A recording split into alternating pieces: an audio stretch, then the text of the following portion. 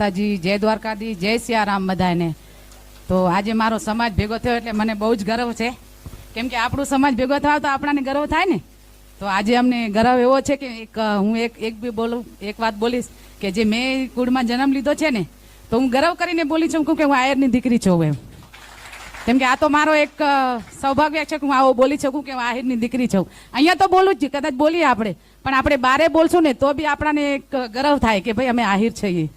તો હું એક વાત કરવા માંગીશ, કેમ કે આપણે અત્યારે તો બહુ જ આ બધા વિડીયો ને ફોટો ને બધી જગ્યાએ, કેમ કે સમાજની રીતે તો બધા નહીં આવી શકે, કદાચ ને બધા આવશે બી, એવો નથી કે કોઈ નહીં આવે, કોઈ આવશે। તો આપણે સમાજને એટલો કહેવા માંગીએ કે